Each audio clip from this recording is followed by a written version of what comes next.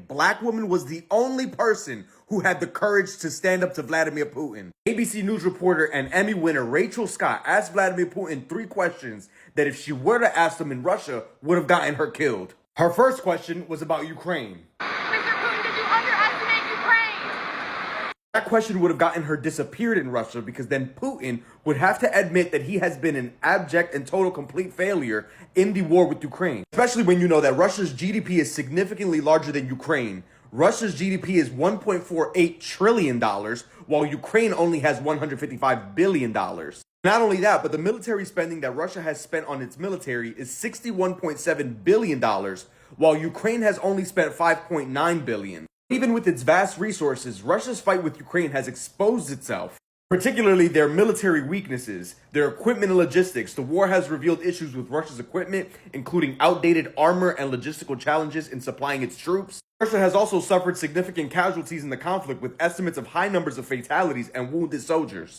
They thought they could steamroll and bully this small-ass country, and they've been exposed as being weak as fuck. Anybody who's critiqued Putin, who's made him feel out like he's wrong and or had poor judgment, mysteriously fucking died.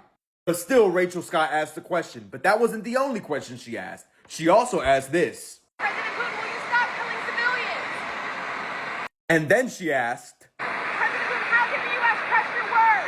Thank you, press. Thank you, press. I mean, truly, who the fuck is doing this work? Point to me anybody in the White House press briefing room that has the balls and has showed the gumption and the courage to ask any one of these questions. Not only that, because she doesn't just stand on the shoulders of all the Russians who've been killed, who have tried to constructively criticize Putin. She also stands on the shoulders of all the black activists who have fought for the right for black people to be able to stand up and speak out for the bullshit happening in this country. Particularly for black people in this country who, when they have spoken out, has always led to political, physical, legal, and or financial violence. After this, Rachel Scott is liable to lose her press credentials, liable to lose her job, liable to be removed from the presidential pool. One thing's for certain, 2 things for sure. She's a great reminder for journalists in legacy media and independent journalists and or content creators that do this shit on social media to stand up for whatever the fuck is right, independent of that motherfucking brand deal or that motherfucking check.